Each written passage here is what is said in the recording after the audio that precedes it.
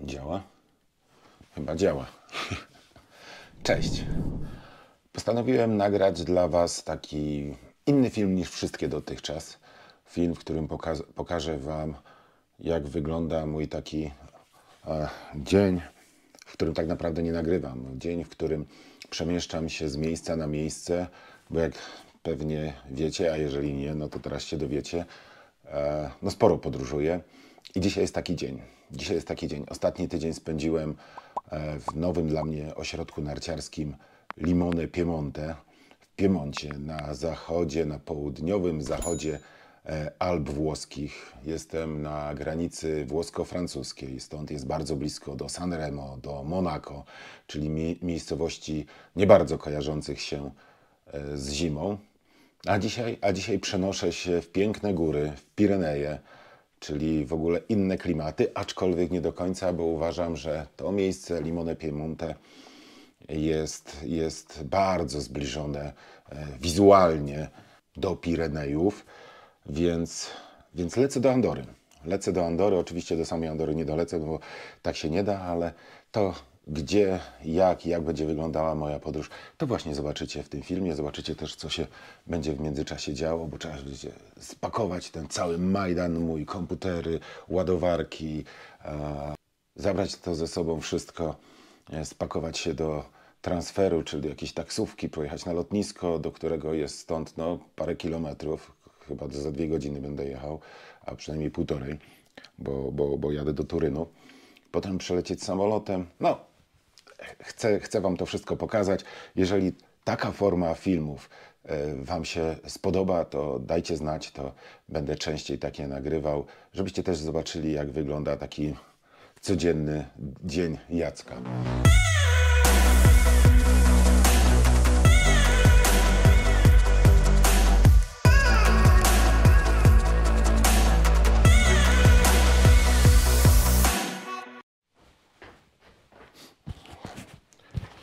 Za oknem sypie i to mocno sypie. Już drugi dzień, także trochę mi szkoda wyjeżdżać, bo poprzednie ujęcia były takie mało zimowe. To znaczy warunki na trasach były naprawdę super, genialne.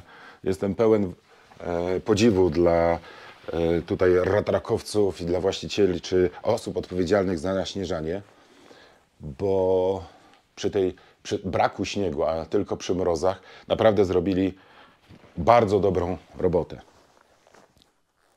A teraz pakowanie, układanie wszystkiego, bo tego Majdanu, w związku z tym, że te moje podróże trochę trwają. Przejeżdżam tak jak dzisiaj, z miejsca na miejsce, więc muszę sporo rzeczy zabrać, bo nigdy nie wiadomo, co będzie, jak na przykład koszulę. No mógłbym wziąć dresik, koszuleczkę, jakąś bluzę i to by mogło wystarczyć, ale w trakcie moich wyjazdów zdarzają się też spotkania z różnymi osobami, w trakcie których ubranie typu dres byłoby delikatnie rzecz biorąc nie na miejscu.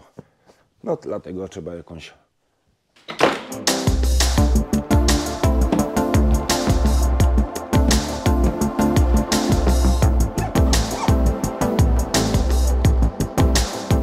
Jeszcze jedna taka rzecz, bo nieraz pytacie się o to, o opakowanie na wyjazd na narty i tego typu rzeczy. Zwróćcie uwagę, że ja wyjeżdżając mam ze sobą 2 pary gogli i też jeszcze zapasowe szyby, które dokładnie wypełniają cały zakres ochrony przed słońcem. Czyli mam tutaj założoną szybę neutralną, po prostu białą, a w tych goglach założona jest szyba pośrednia, z którą ostatnio jeździłem. A oprócz tego mam jeszcze szyby na bardzo mocne słońce. A oprócz tego mam jeszcze jedną szybę na takie dni pochmurne, kiedy szyba neutralna jest już zbędna, bo jakąś tam ochronę trzeba mieć. Jeżeli chodzi o szybę fotochromową, to też taką używam, ale bardzo rzadko, bo nie jestem zwolennikiem. Dlaczego? Z bardzo prostej przyczyny. Czasami nawet przy mglistej pogodzie, kiedy praktycznie nic nie widać, szyba fotochromowa zrobi się ciemna, ponieważ promieniowanie które działa na tą szybę, oddziaływuje i sprawia, że się robi ciemna, jest na tyle duże, że szyba wykonuje swoją funkcję. Natomiast i tak dalej przez nią nic nie...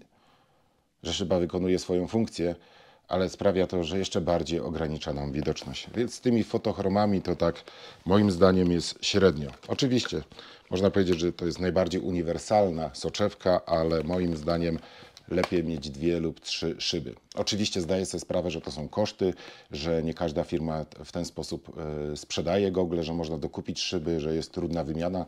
Natomiast w tych goglach, które ja akurat używam, Smith 4D Mac, wymiana szybki jest dosłownie błyskawiczna, zajmuje kilkanaście sekund. I tego typu gogle Wam polecam. Warto zainwestować, bo w końcu chodzi o Wasz wzrok, czyli Wasze zdrowie.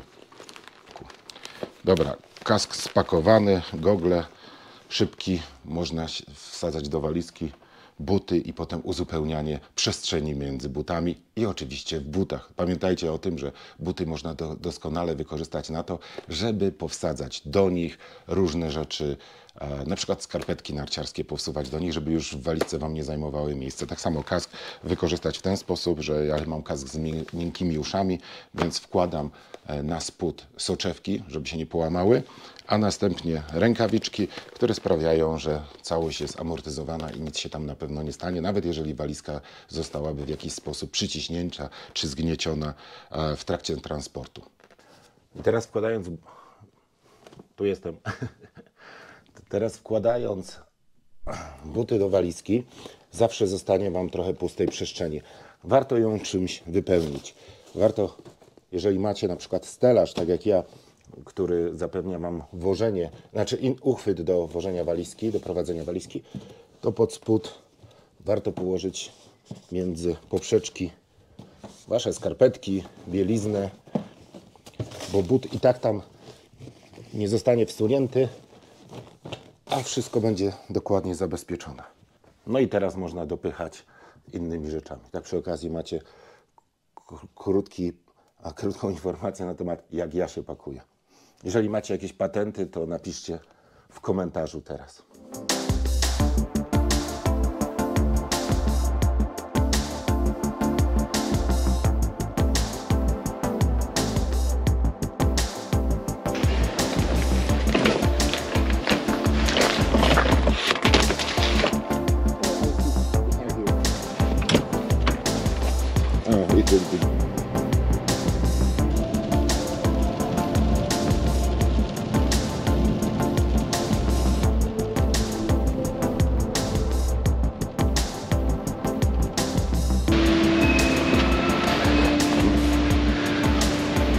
Marko już wraca, a ja udaję się na lotnisko, aby znaleźć check-in. Pierwszy raz będę leciał Vuelingiem hiszpańskimi tanimi liniami. Zobaczymy, jaki jest komfort i co się będzie działo przy check-inie. Przejazd tutaj zajął 2 godziny, więc w miarę spokojnie i sprawnie, bez żadnych jakichś większych problemów.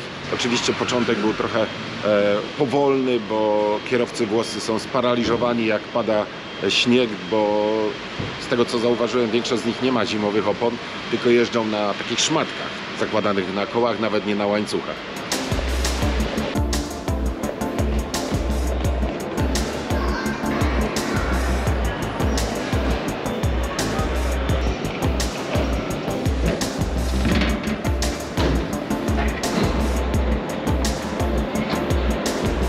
No, jestem już po kontroli i tutaj miłe zaskoczenie. Na lotnisku w Turynie nie trzeba wyciągać elektroniki całej. A wiecie, ja tego mam od groma. Powerbanki, kable, kamery, dyski twarde, laptop, zasilacz. I wyciąganie tego to jest po prostu mordęga. I układanie potem z powrotem w plecaku. Tutaj tego nie trzeba, także duży plus. A teraz strefa wolnocłowa, powiedzmy sobie, i zakupy.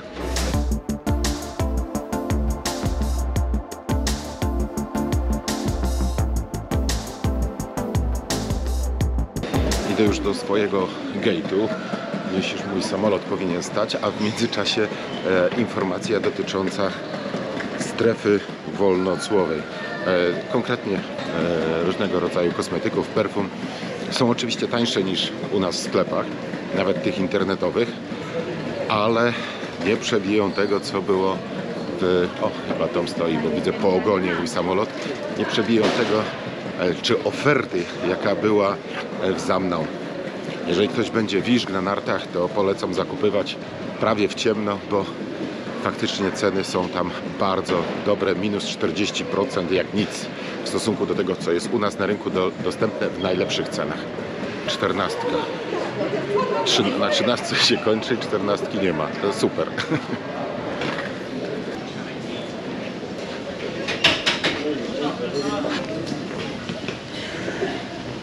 To moja kolejka.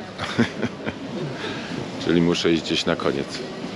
A ja nie wiem, czy nie mam tu priority boarding. Muszę sprawdzić. Szybko poszło.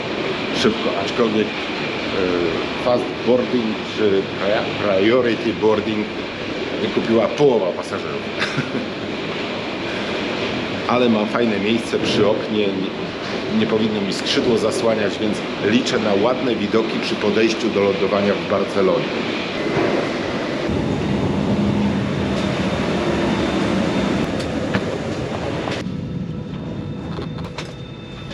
Mało miejsca na nogi, bardzo mało. Tarjeta de seguridad a bordo que se encuentra situada en el bolsillo del asiento delantero.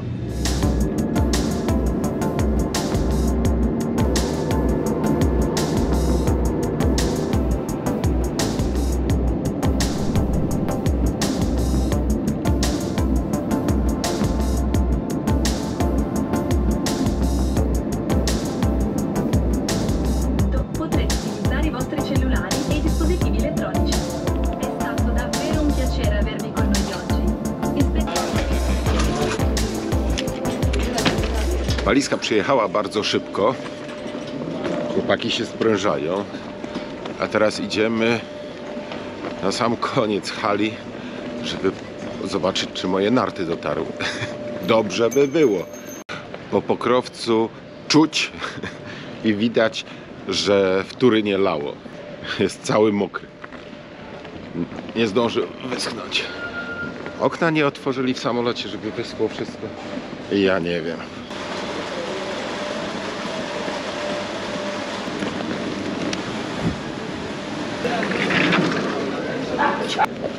No właśnie. I teraz się zaczynają przygody, bo mojego kierowcy nie ma. Ale powolutku, spokojnie, poczekamy, zobaczymy. Może dotrze. Chwilę później aktualizacja. Dalej czekam, ale jestem w kontakcie z firmą przewozową i podobno mój transfer jest już tuż.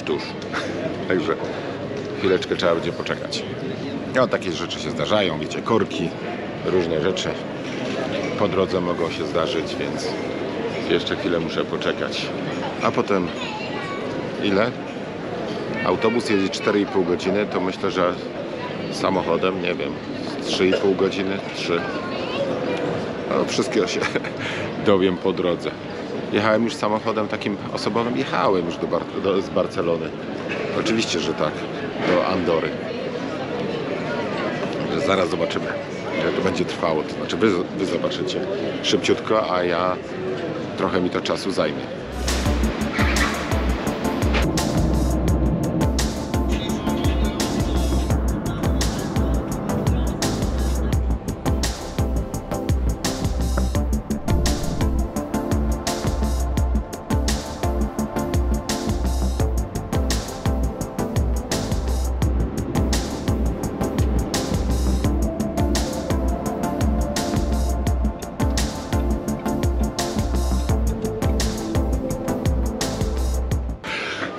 Niecałe 3 godziny.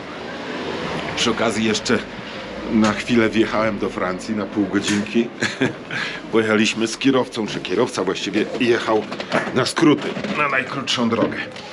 No i dzień dobry w hotelu Grand Pas. Tak się składa, że dokładnie rok temu byłem w tym hotelu. Proszę bardzo. Dokładnie rok temu tutaj byłem.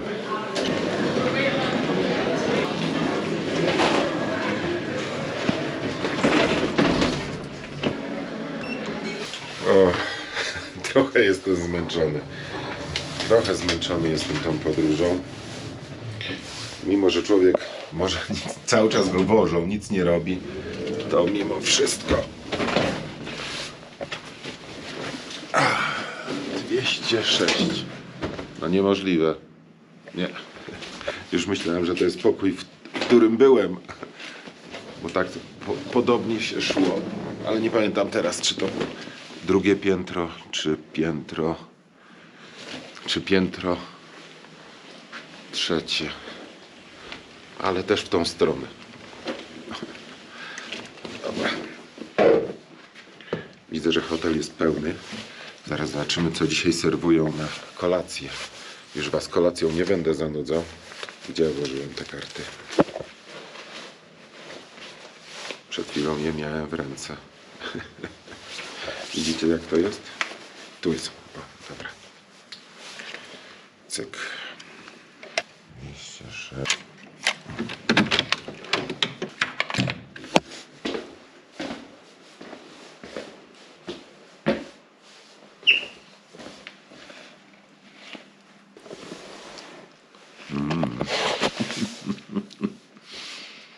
No, pokój taki sam, jaki miałem rok temu, tylko odwrotny, lustrzane odbicie. Dobra, zabieram swój sprzęt i pakuję się do pokoju.